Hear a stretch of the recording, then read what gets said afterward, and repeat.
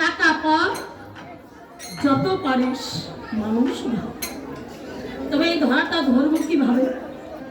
যেমন একজন অন্যজনের চরণের ধুলি অঙ্গে মাগবে, একজন অন্যজনকে বক্ষ মাঝে জড়িয়ে ধরে প্রেমালিঙ্গন করবে। আজ আমরা এই ধরাটাই ধরব। কারণ খাঁটি আমরা পরশ পাথরের নাম শুনেছি, তাই না বাবা? চোখে কেউ দেখেছি? দেখি নাই। কিন্তু না বা হ্যাঁ উত্তর দিতে হবে, তা নাহলে কথা বলে কিন্তু সুখ পাওয়া যায় না। তাহলে আমরা দেখি নাই, শুনেছি। তার যেটা আমি দেখি নাই, যার গুণ আমি পাইনি, ওটা আমার কাছে কল্পনা বা রূপকথা। তাহলে খাঁটি পরশ পাথরটা কোথায়? খাঁটি পরশ পাথর আর কোথাও নেই, আছে সাধুর বাজারে। উড়াতে হবে, যেখানে দেখিবে ছাই উড়াইলে দেখো তাই, পাইলে পাইতে পারো অমূল্য। কুড়াতে হবে, কুড়াতে কুড়াতে হয়তো বা এমন একদিন পুরো বৈষ্ণবের চরণে হাত পড়বে, ওই বৈষ্ণবের পরশে মানে মানব চরণটা ধন্য হয়ে যাবে।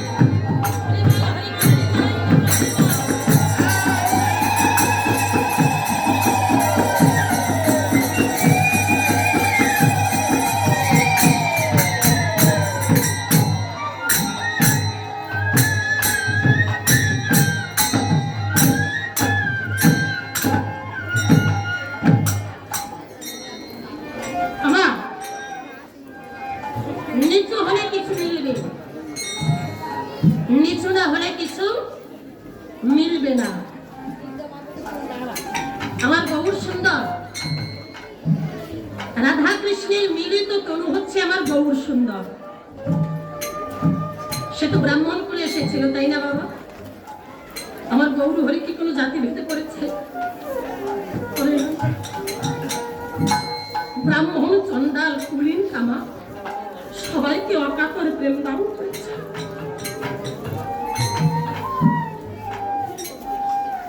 অকাতরে সবাইকে প্রেম দান করেছে।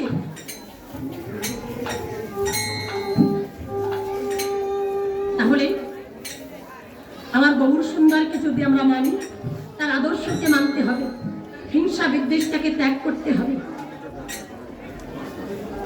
এক মনে একই চিত্তে এ নাম শ্রবণ করতে হবে। নাম আর নামই অভেদ। ব্যাসদেব বিষ্ণু পুরাণে উল্লেখ করেছেন, বেদব্যাস বিষ্ণু পুরাণে উল্লেখ করেছেন, সত্য যুগে 1 বছর কঠোর তপস্যা করলে ভগবান শ্রীহরিকে লাভ করা যেত।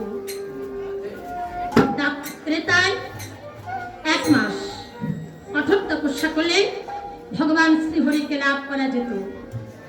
তারপরে 10 দিন কঠোর তপস্যা করে ভগবান শ্রীহরিকে লাভ করা যেত। কিন্তু বেদব্যাস বিষ্ণু পুরাণে এই কলির কথা কি বলেছে? আমরা রাত দিন ক ঘন্টা ধরি বাবা? 24 ঘন্টা। ব্যাসদেব বিষ্ণু পুরাণে 24 ঘন্টার কথা উল্লেখ করেনি। ব্যাসদেব বিষ্ণু পুরাণে উল্লেখ করেছে এই কলিতে 1 রাত্রের মধ্যে ভগবান শ্রীহরিকে লাভ করা সম্ভব।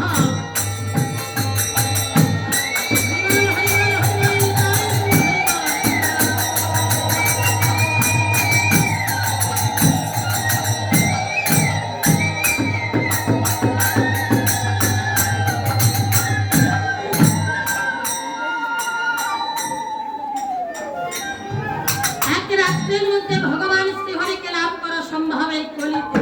তবে সেই নাম যদি নেওয়ার মতো আছে, কিভাবে নাম নিতে হয়, কিভাবে নাম নিয়ে মাতোয়ারা হতে হয়, কিভাবে কাটতে হয়, এটা নিজে আচরিয়ে দেখিয়েছে কে বাবা? আমার গৌর সুন্দর। এই যে ঘরে ঘরে এক নাম কীর্তন হচ্ছে, লীলা কীর্তন হচ্ছে, কিন্তু আমাদের হিংসা কি কমছে? কমছে বাবা? কমছে না। কারণ আমরা নাম শুনছি, নাম করছি, হৃদয়ে হিংসাটাকে ত্যাগ করতে পারছি না, তাই তার কৃপাটাও লাভ করতে পারছি না। অহিংসা পরম ধর্ম, হিংসা পতনের মূল। আগে হিংসাটাকে ত্যাগ করতে হবে, তা না হলে কাজ হবে না। কিছু হলে কিছু মিলবে, নিচু না হলে কিছু মিলবে না। আমার গৌরী কৃপা পেতে হলে কেমন হতে হবে? বলি তৃণের চেয়েও নিচু হও, যদি গৌর পেতে চাও তৃণের চেয়েও নিচু হও, আর সদা হরি গুণ গাও ছেড়ে অভিমান, সদা হরি গুণ গাও ছেড়ে অভিমান, এই গৌর তার প্রেম বাজারে সকলই সমান, এই ধনী মানে একাকার, ওই গৌর আমার সবাকার, ধনী মানে একাকার।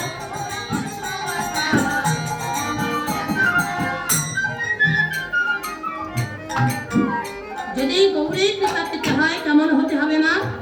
তৃণের চেয়ে নিচু হতে হবে। চৈতন্য চরিতামৃতে লিখেছেন, তৃণাদ কৃষ্ণী ছিন তরুণিব সহিষ্ণুনা অমাননী মানদেরা কীর্তনীয় সদা। তৃণ অর্থাৎ ছোট ছোট ঘাস, যেটা একেবারে মাটিতে লেপ্টে থাকে। তাহলে ওই তৃণের চেয়ে নিচু যদি হয় তাহলে কি পাবো? মাটি বা ধুলো। তাহলে ওই ধুলাটা কুড়াবো কোথা থেকে? ওই ধুলাটাই কুড়াবো এই সাধু বৈষ্ণবের চরণ থেকে। তাই নিচু হলে কিছু মিলবে মা, নিচু না হলে কিছু মিলবে না।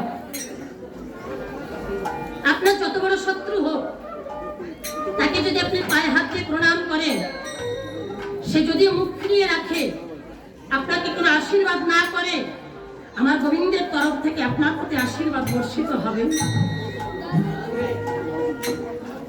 নিচু হার এমনই গুণ। এর প্রমাণ মহাভারত। মাতা গান্ধারী সন্ধ্যা বেলায় তুলসী তলায় সন্ধ্যা প্রদীপ দেখাচ্ছে।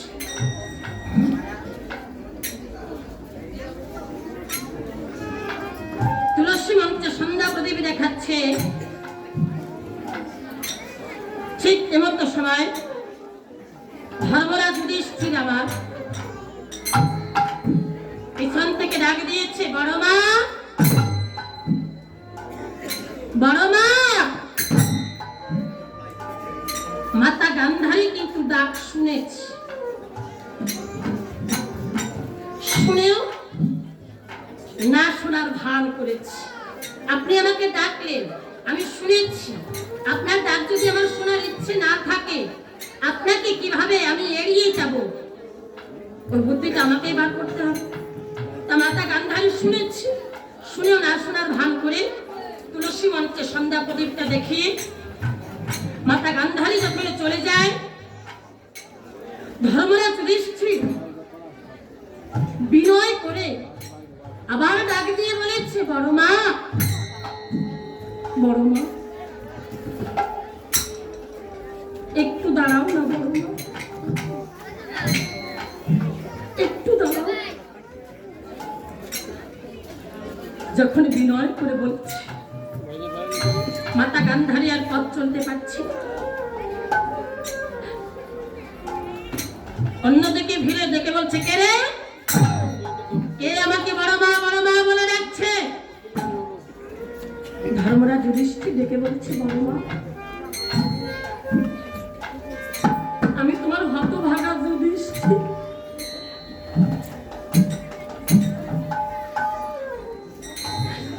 একবার, শুধু একবার তুমি বিনয় করে এই তুলসী মঞ্চের কাছে আসবে বড় মা। তোমাকে আমি হাত জোড় করে বিনয় করছি, এসো। একটিবার তুমি এই তুলসী মঞ্চের কাছে এসে দাঁড়াও। আমার এমন ভাবে বিনয়ের সুরে বলেছে যুধিষ্ঠির, মাতা গান্ধারীর ফিরার ইচ্ছে নেই, কিন্তু না এসেও পাচ্ছে না। এবার মাতা গান্ধারী আমার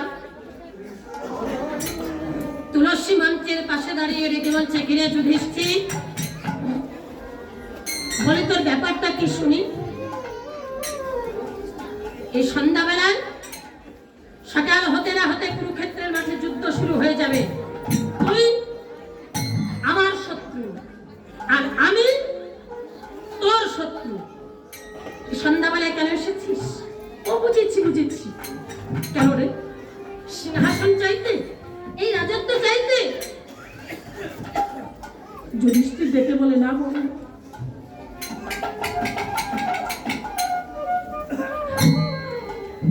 রাজত্ব চাইতে আসে, সিংহাসনও চাইতে আসেনি। কেন জানো? যার মনের সিংহাসনে অনন্ত কোটি বিশ্ব ব্রহ্মাণ্ডের মালিক ভগবান কৃষ্ণ বসে আছে।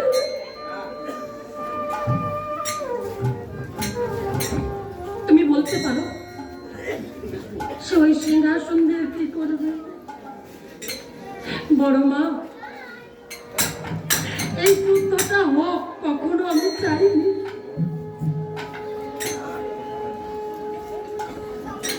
কখনো চাইনি এই যুদ্ধটা হোক। তুমি ভালো করে জানো,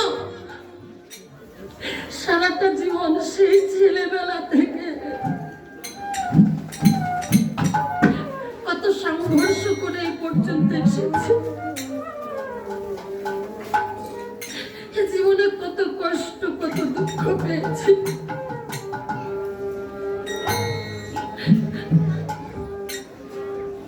তুমি সব জানো। আমি তো কখনো চাইনি এই যুদ্ধটা হোক, কারণ আমি জানি এই যুদ্ধে এক ভাই আর এক ভাইয়ের রক্ত দিয়ে হোলি খেলবে। এক ভাইয়ের রক্তে আর এক ভাইয়ের হাত লাল হবে, রক্ত গঙ্গা বইবে।